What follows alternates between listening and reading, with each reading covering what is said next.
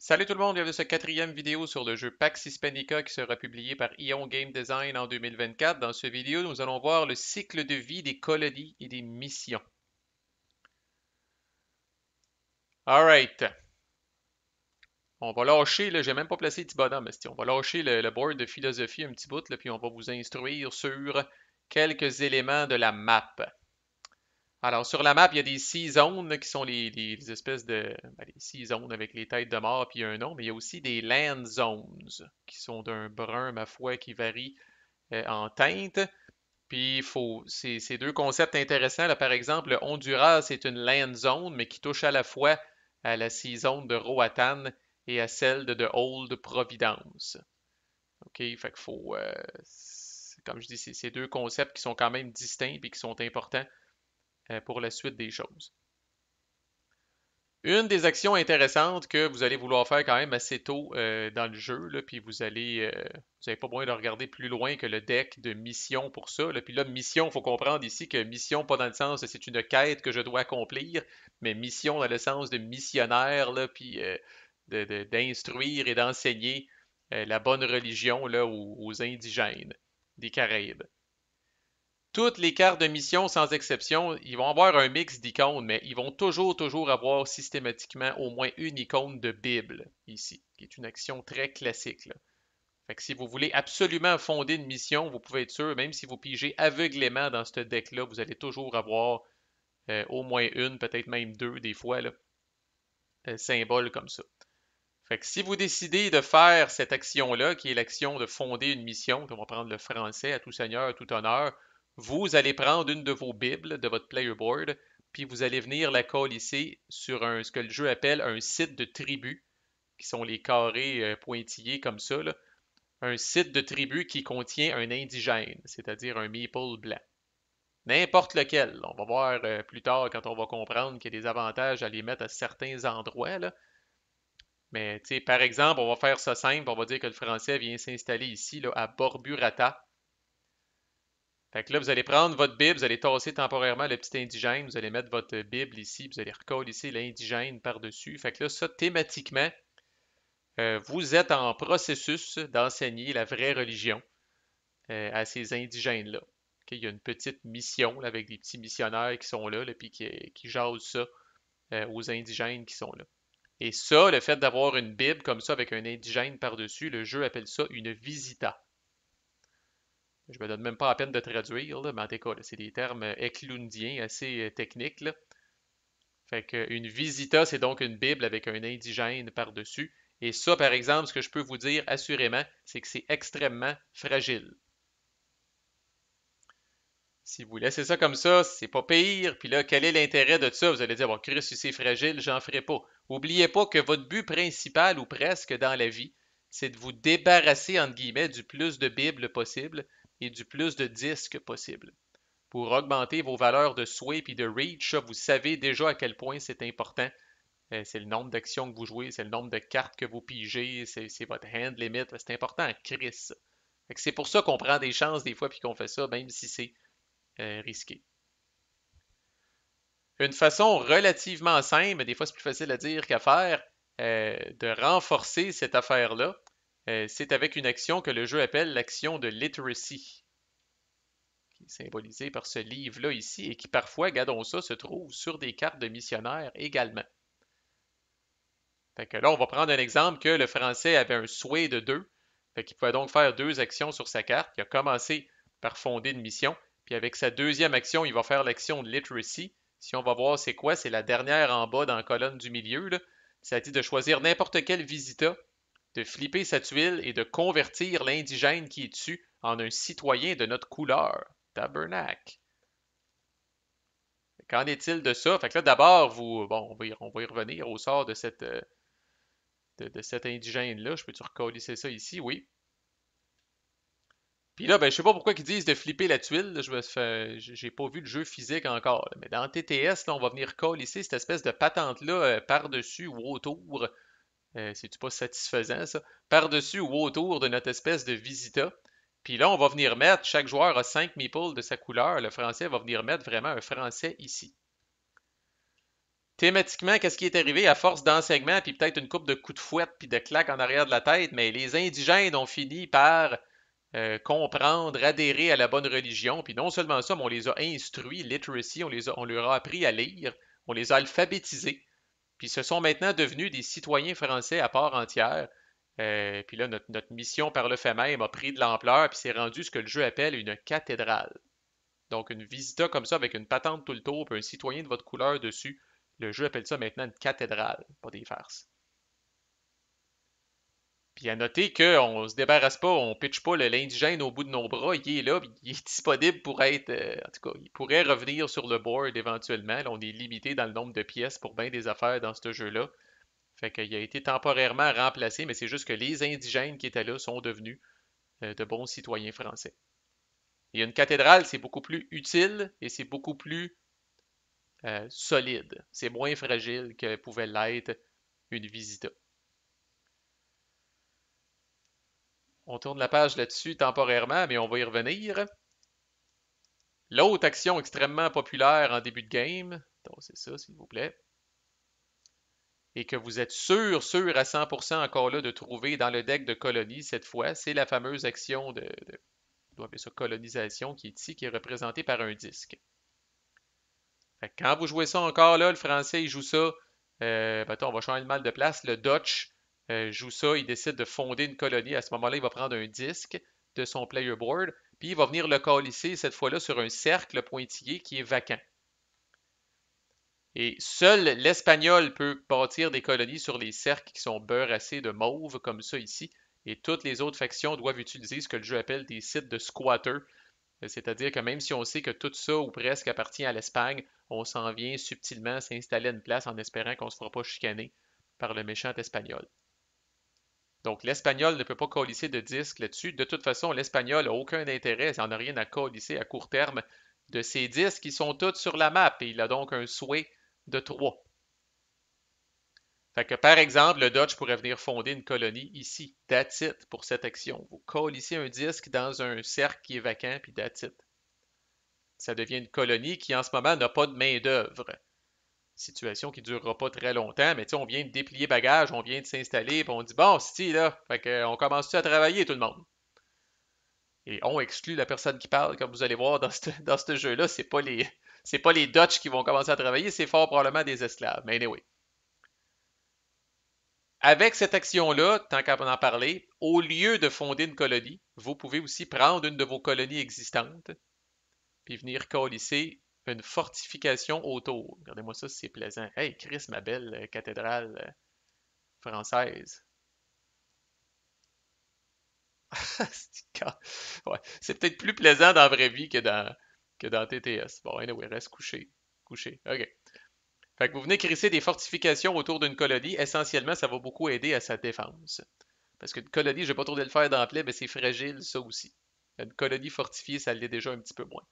Sauf que ça remplace l'action de fonder une nouvelle colonie.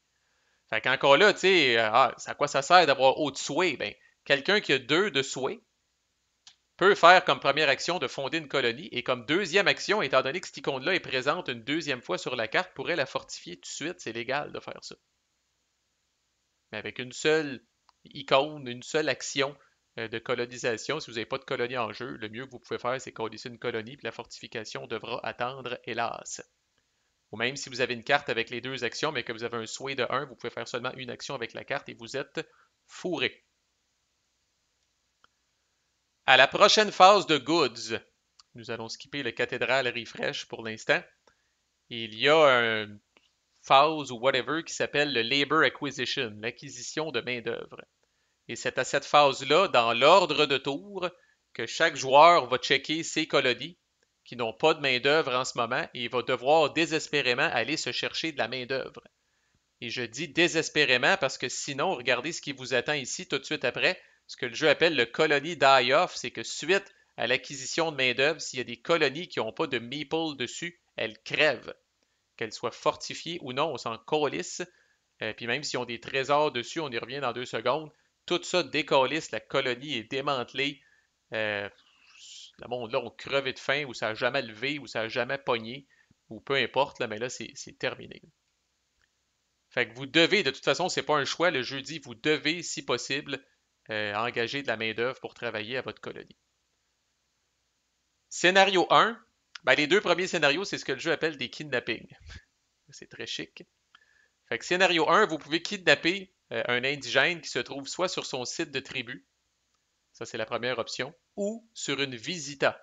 Rappelez-vous qu'une visita, c'est fragile, on y revient. Mais premièrement, disons que le Dutch est gentil ici, puis vous pouvez pas aller chercher cet indigène-là, à l'autre bout du monde, là, il doit être sur votre. Vous regardez pour de la main-d'œuvre dans la land zone où se trouve votre colonie. Là. Comme je dis, je peux pas aller chercher un indigène d'ici puis viens-t'en à mon pit. Là. Fait que, par exemple, ici, le Dutch regarde la land zone du Venezuela pour voir qu'est-ce qu'il y a de disponible.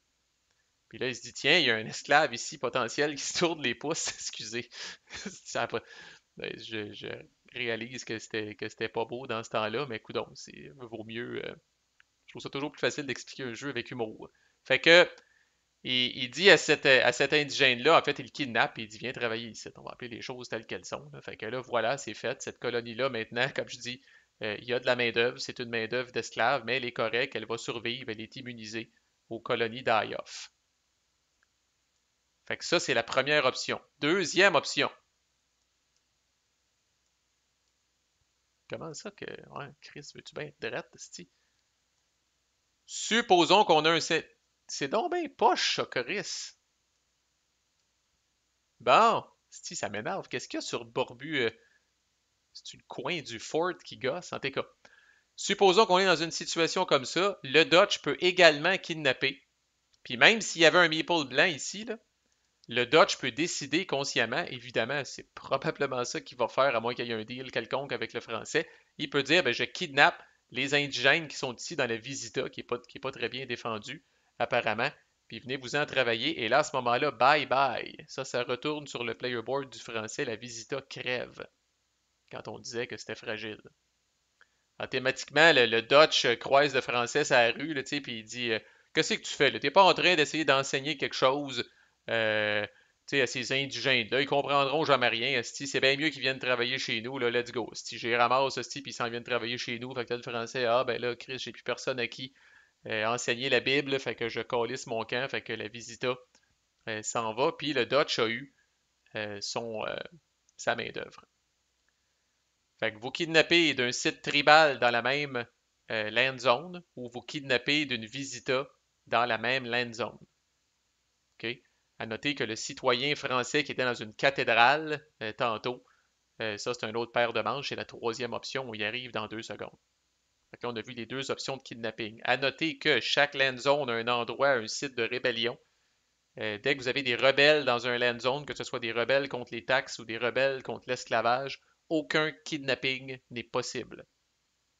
Alors, ça réduit vos options vite en hostie, puis il vous reste juste une option à ce moment-là, là, qui est d'engager de la vraie main-d'œuvre payante, là, qui est la troisième option qu'on va parler. Alors, supposons que notre ami le français a une cathédrale ici, avec un bon citoyen français. Même s'il y a un indigène ici, le Dutch pourrait décider j'embauche le citoyen français pour venir travailler chez nous.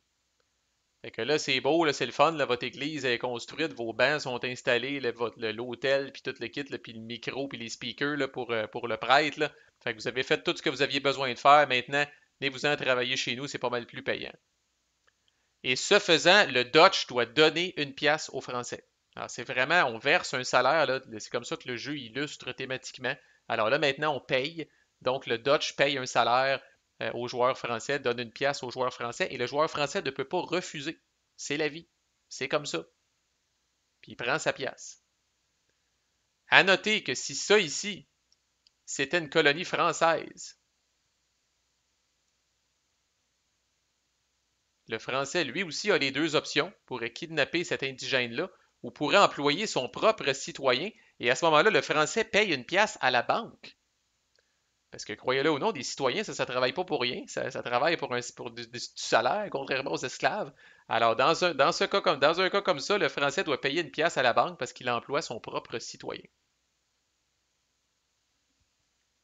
Fait que quand vous décidez, le jeu appelle ça de l'employment, là, vraiment avoir des employés rémunérés sur place, vous payez une pièce au joueur qui contrôle la meeple que vous amenez sur votre colonie. Puis si c'est votre propre meeple, vous payez à la banque.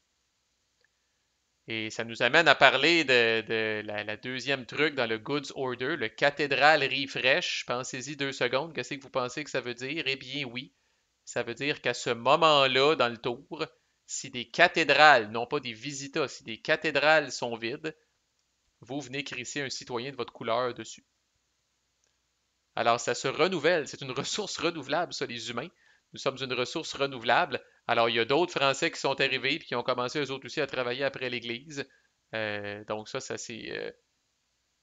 ça, ça s'est rafraîchi finalement, là, l'ordre. Mais l'ordre est important, on détermine le player order, on fait le cathédrale refresh, on fait l'acquisition de main-d'œuvre, après ça, les colonies qui n'ont pas de main-d'œuvre crèvent. Puis à noter, le jeu le dit, si vous avez plus de meeple disponibles, c'est assez rare. Si vous avez plus de meeple disponibles, vous devez prendre des meeples d'une autre couleur. Et à ce moment-là, ça peut être des meeples de d'autres joueurs qui sont en jeu ou des meeples de joueurs qui ne sont pas dans le jeu. Fait que par exemple, nous autres, si on joue à 4, on pourrait décider de prendre un meeple green qui s'en vient ici. Puis il peut être engagé, puis tout ça. Puis là, si vous engagez un meeple green, puis il n'y a pas de joueur vert, ben vous payez à la banque, évidemment. Fait que c'est le cycle de vie.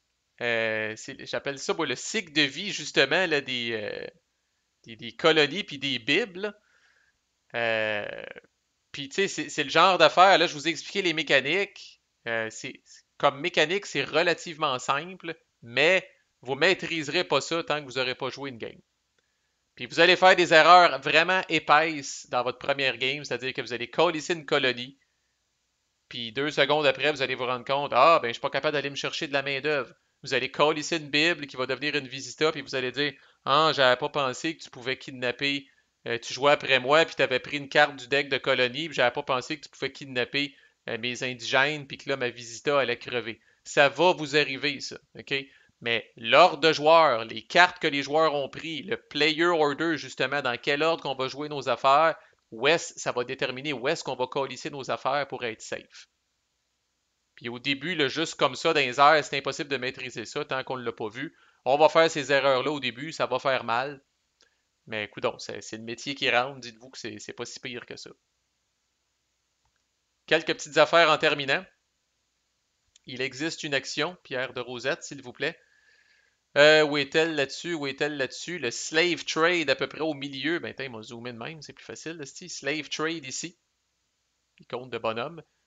C'est une action qui est disponible sur certaines cartes. Alors, c'est clair, ça ici, du pool, vous ajoutez un indigène à une colonie vacante de votre choix.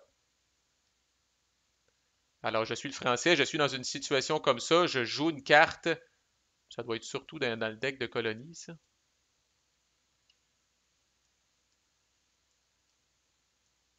Je cherche désespérément cette petite icône-là quelque part.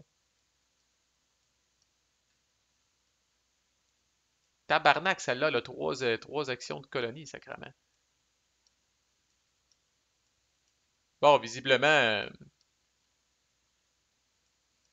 peut-être les pirates. Peut-être dans le deck de pirates. Ah, les gars, croyez-moi sur parole, il y a des cartes qui ont cette icône-là de bonhomme de bout. Sacrément, ils sont rares, en tout cas, ou bien on ne cherche pas à bonne place. Puis ça, tout ce que ça fait, c'est que vous prenez un meeple blanc qui est disponible. Il faut qu'il y en ait un disponible. Au début de la game, ils sont toutes sur la map. Mais là, il y en a un disponible parce que le français avait fait literacy. Fait que là, vous prenez un meeple vraiment. Puis curieusement, là, pour ceux qui courent après la win condition de l'esclavage, ça, c'est une mauvaise nouvelle. Là, ça s'appelle vraiment, c'est pas pour rien que l'action s'appelle le slave trade. Vous venez essentiellement de créer un nouvel esclave sur la map. Un qui avait été libéré ou en tout cas qui avait été émancipé ou peu importe. Là, vous venez de le prendre et de le colisser. Mais quand vous voulez être sûr d'avoir de la main-d'œuvre à votre colonie, ça peut être une action intéressante à prendre. Puis la dernière chose, oh my god, accrochez-vous. Euh, Toujours ici, Chris, on avance pas mal, le style, dans la phase de goods. Player order, on l'a vu. Cathédrale refresh, acquisition de main-d'œuvre, colonie die-off. Maintenant, le goods placement.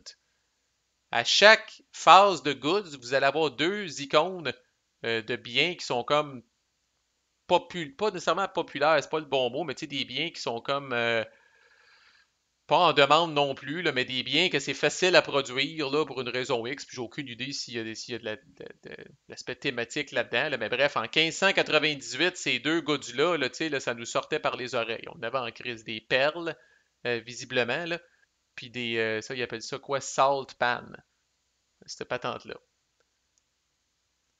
Fait que là, fait que quand on arrive ici, là, puis qu'on a fait toutes les autres patentes, là, ce qu'ils appelle le goods placement ici, c'est que vous allez trouver les deux land zones qui ont ces deux symboles-là. Fait que dans notre cas, c'est la Pearl Coast et le Salt Pan. Et là, toutes les colonies qui se trouvent dans ces land zones vont recevoir un beau trésor. Regardez-moi ça, des beaux petits coffres. Et quand on met un trésor sur une colonie où se trouve un esclave, le jeu appelle ça du slave attrition, de l'attrition d'esclavage. Alors là, ce bonhomme-là décrisse, cet esclave-là décrisse. Un autre petit coffre. Fait que s'il y a plusieurs colonies dans la land zone en question, vous en mettez un. S'il y avait eu, par exemple, un travailleur français ici, il reste là. C'est vraiment juste les esclaves qui sont sur les colonies. Moi, j'aime imaginer que, tu sais, là, oh Chris, on a fait une grosse crise de récolte de perles, mais là, les esclaves ont travaillé, ils ont fait de l'overtime, ils ont fait du temps supplémentaire, puis ça a fini par les brûler. Fait qu'attrition d'esclaves, là, on dirait qu'on les a comme un peu poussés à bout, là. Puis là, essentiellement, c'est comme si on manquait de main-d'œuvre, puis c'était à recommencer de se trouver de la main-d'œuvre. Fait que voilà encore là une autre affaire, vous allez vous faire fourrer dans vos premières games, où vous allez dire ah oui, c'est vrai, tu sais, j'avais pas vu que là, ma colonie allait recevoir un coffre puis que j'allais perdre mon esclave dessus, je pensais que j'allais être correct, nanana, fait que là, ma colonie crève. Tu sais, ça va arriver encore une fois. S'il y a un travailleur de n'importe quelle couleur sur cette colonie-là au moment où le coffre arrive, le pays qui contrôle le travailleur, pas la colonie, le pays qui contrôle le travailleur reçoit une pièce.